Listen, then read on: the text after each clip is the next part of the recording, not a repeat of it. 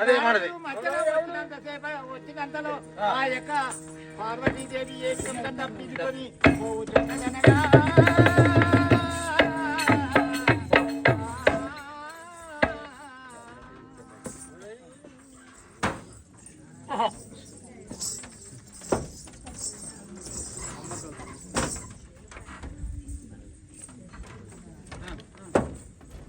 మంత్రివర్య స్వామి పాలకుర్తి స్వామి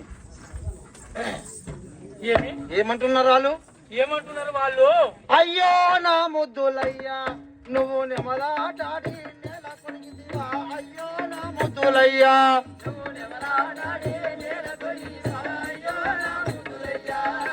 అయ్యో నా ముద్దులయ్యా నువ్వు నెమలాటాడి నేల కొరిగితివా. అయ్యో నా ముద్దులయ్యా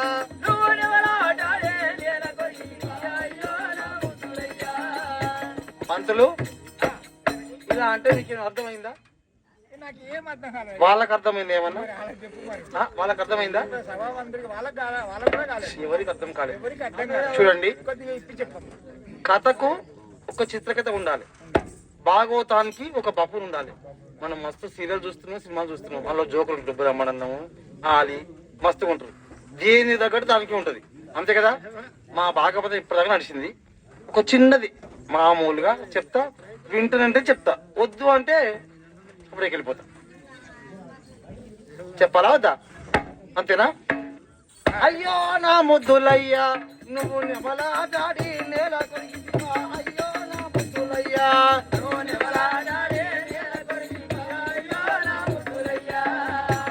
చూడండి, అలా అడగండి చెప్తాను.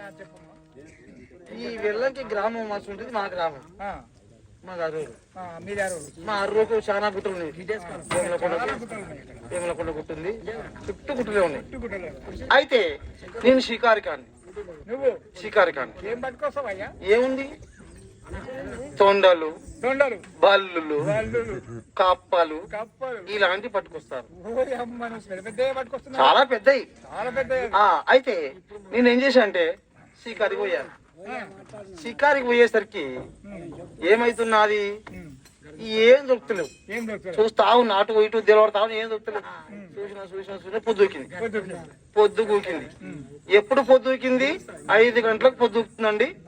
అప్పుడు కొంచెం మబ్బు ఇలా వస్తుంది, ఇలా వస్తుంది, మబ్బుగా వస్తుంది. అప్పుడు ఏం చేస్తుందంటే నెమలి, మాకు మస్తుగా నెమలి పురి విప్పి నాట్యం ఆడుతుంది. నేను చెట్టు కింద కూర్చొని చూస్తా ఉన్నా. అబ్బా ఏంది నాట్యము, ఎంత అందంగా ఉన్నది అని చాలా సేపు చూసిన. నాట్యం ఆడేంత సేపు చూసిన.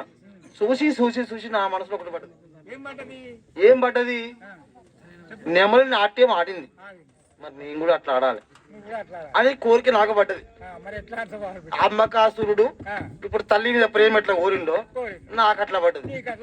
నేను నెమలి లెక్క నేను కూడా నాట్యం ఆడాలి అది పడ్డది. కానీ దానికి ఈకలు ఉన్నాయి, పురి విప్పుకొని ఆడుతుంది. మరి నాకుందా పురి? మరి నేనేం ఇప్పాలి మరి? అమ్మా చెప్పండి, నేనేం ఇప్పాలి?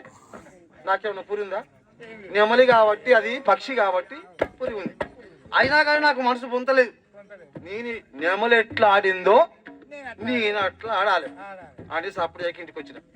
ఇంటికి వచ్చేసరికి ఇంట్లో మా ఆవిడ ఉంది. ఏమే ఉన్నావా? ఏం చేస్తున్నావే? అంతేనా? అదే చేస్తున్నావా? సరే కానీ మన కుమారుడు ఉన్నాడు ఇంట్లో? ఉన్నాడా? సరే అయితే కానీ అలా కాదు. ఒక చిన్న మాట. ఏ మాట అంటే చిన్న మాట చెప్తా, పెద్ద మాట చెప్పను. మాది కట్ట కొమ్ముకుంది కమ్మల గుడిసె. మాది పూరు గుడిసె. అప్పుడు దీపాలు, ఈ లైట్లు ఇవన్నీ ఎక్కడండి? దీపాలు, దీపం నూనె పోసి, గ్యాస్ నూనె పోసి దీపం ముట్టించుకొని అట్లా పెట్టుకునేది. అంతే కదా, దీపంతలో పెట్టుకునేది. అది అయిపోయింది. అట్లుంది. నాకు ఒక్క అలవాటు ఉందండి. ఏం అలవాటు ఉంది? పొద్దుకంగండి, పొద్దున్న దాకా పనికి పోయి వస్తా, పొద్దుకంగానే చిన్న బుడుబుంగ వేసుకుంటా. చిన్న బుడుబుంగ అదే ఏంటి బుడుబుంగ ఏమంటారు దాన్ని? సుప్పేనా మీరు ఏమంటారండి? అంటే నైన్టా ఆ అలవాటు ఉంది బుడుబుంగ. అప్పుడు ఏముంది, ఈ కోటర్లు గీటర్లు ఏం లేవండి. అప్పుడు సారా సారా చిన్న బుడుబుంగ అది వేసుకునే అలవాటు నాకుంది. అది ఏం చేసిన ఒక్కటి వేసుకొని ఇంటికి వచ్చి తిని పడుకునేది. ఆయన నాకు సంబరం వచ్చింది. ఏం సంబరం వచ్చింది? ఎవరి లెక్క నేను పురి విప్పి నాట్యం ఆడాలి అని చెప్పి ఏం చేసిన ఒక్కటి వేసిన, ఇంకొకటి వేసిన. ఎన్ని అయినాయి? ఒక్కటి తీసుకున్నా, జీవోలో పెట్టుకున్నా. ఇంటికి వచ్చిన, ఇంటికి వచ్చి లోపలికి వచ్చిన. ఏమే ఉన్నావా ఇంట్లో? ఏయ్ ఉన్నావా ఇంట్లో? ఏం చేస్తున్నావు? చూడు, నేను దేవి ఏ శ్యామల, నేను ఇవాళ అడవిలోకి వెళ్తే నెమలి పురివిప్పి నాట్యం ఆడుతుంది. నేను కూడా అట్లా ఆడాలని చెప్పి నా మనసులో పడ్డది. నేను నాట్యం ఆడతా, నువ్వు చూడు అని అన్న. అడవికి వెళ్తే పట్టుకొచ్చినేమో నేను అనుకున్నాను. వండి పెడదాం అనుకున్నావు. అడిగి వెళ్ళింది, వేటకి వెళ్ళింది కాబట్టి ఏమన్నా తెచ్చాడేమో వండి పెడదామని నువ్వు అనుకుంటున్నావు. అలా కాదు, నాకు ఇవాళ ఏం దొరకలే. దేవుళ్ళు చూసి వచ్చినాం. నెమల్ని చూసినా, నెమలి పురివిప్పి నాట్యం ఆడుతుంది. నేను కూడా అలా ఆడాలి ఇంట్లో, మన కాడ, మన ఇంట్లో అంటున్నావా? అంటున్నా. ఆడు మరి ఆడు అని చెప్పని భార్య అన్నది. మరి అంతేకాండి, భర్త చెప్తే భార్య ఏమంటది? నీ ఇష్టం కొడుకు ఏమైనా చేసుకోపో లోపల అనుకుంటది కానీ పైకి అంటదా? లోపల ఏమనుకుంటది? నేను అంటే మన భార్య నువ్వు నాశనం గాను, నువ్వు నష్టం గాను అనుకుంటది. బుద్ధ వాళ్ళ దాకా వచ్చి ఏదో ఒకటి చెప్తుండు అనుకుంటది. కానీ పైకి అంటదా అండి అనదు. లోపల అనుకుంటది కానీ పైకి మాత్రం ఏమో నీ ఇష్టం అయ్యా, నీ ఇష్టం వచ్చే పని చేసుకోపో అంటది. అంతేనా? అలాగే మాయ ఏమంటుంది? అయ్యా నెమలి అంటే అది దానికి పింఛం ఉంటుంది, ఈకలు ఉంటాయి, ఆడుతుంది. నువ్వు ఎట్లా ఆడతావు అయ్యా అన్నది. నేను ఆడతా, నువ్వు చూడే అని చెప్పి అన్న. ఇక ఆడుకో అని చెప్పి అన్నది. ఇంట్లోకి పోయినా. ఇంట్లో ఏముందండి? కాళ్ళ మంచం ఉన్నది, చిన్న నులక కాళ్ళ మంచం ఉంది. నీ అనుకున్నా ఈ కాళ్ళ మంచం నాకు అవసరం వస్తుంది అని చెప్పి ఏం చేసిన, ఈ కాళ్ళ మంచం ఏం చేసిన, కాళ్ళ మంచం తీసుకొచ్చి 2 చేలు ఉన్నాయి. ఈ 2 చేలకు ఈ కాళ్ళ మంచాన్ని శ్యామల, ఓ శ్యామల ఇది కొంచెం కట్టవే అన్న. ఇటు కట్టింది, ఇటు కట్టింది. ఈ 2 చేలే కట్టిందండి కాళ్ళ మంచం. ఎందుకను ఇక ఎట్లా ఆడతావో ఆడని చెప్పాను.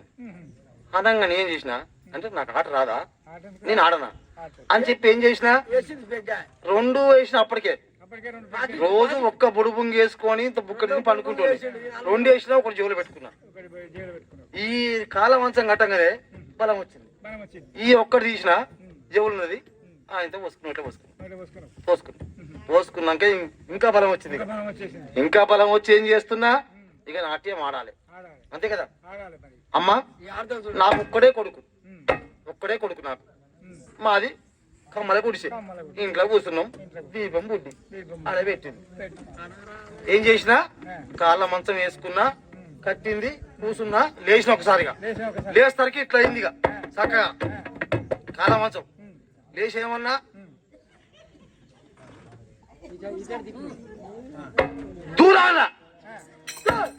దూరా అనేసరికి ఇట్లా తిరిగింది మంచం. ఇటు తిరిగినప్పుడే దీపం పుట్టింది కదా, ఉంది కదండి.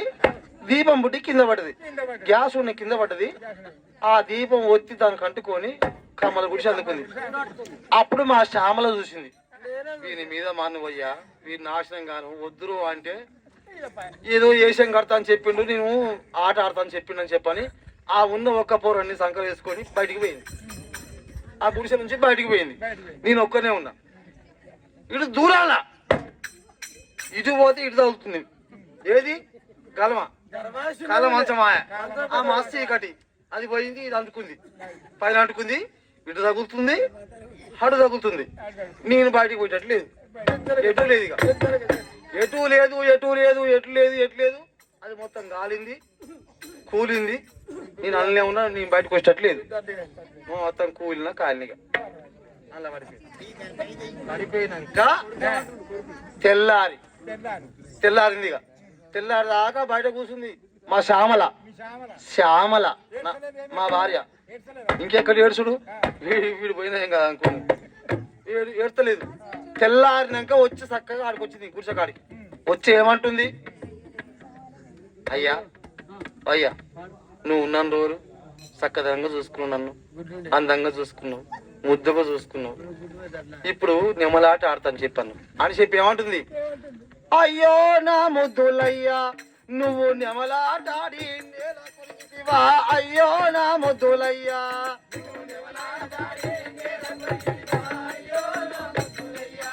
నువ్వు నెమలాటాడి నేల కొరికితివా, అయ్యో నా ముద్దులయ్యా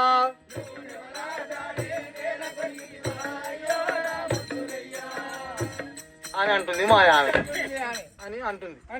నా పరిస్థితి ఎలా ఉందండి, నేను చనిపోయాను కదగా, చనిపోయి ఎట్లున్నా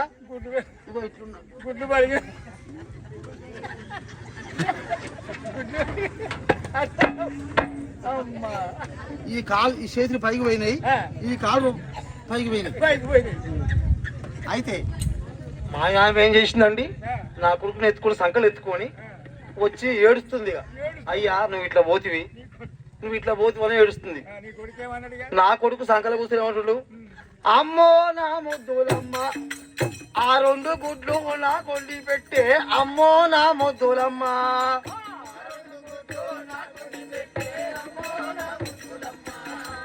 అమ్మో నా ముద్దులమ్మ ఆ 2 గుడ్లు నా కొండి పెట్టే, అమ్మో నా ముద్దులమ్మ.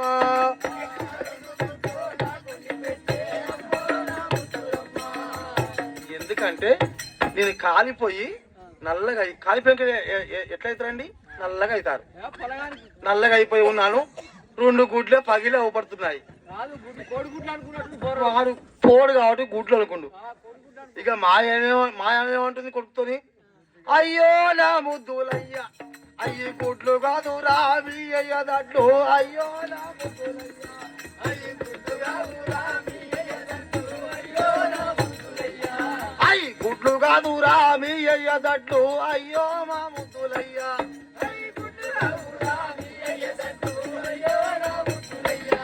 5 నిమిషాలు చేసి వచ్చింది, తొక్క తీసింది రేపాన్ని లేచింది, కథం పూడిపింది, డప్పులు లేవు సప్పులు లేవు. అప్పుడు కరోనా పరిస్థితి, కరోనా అప్పుడు తీసింది పని లేచింది.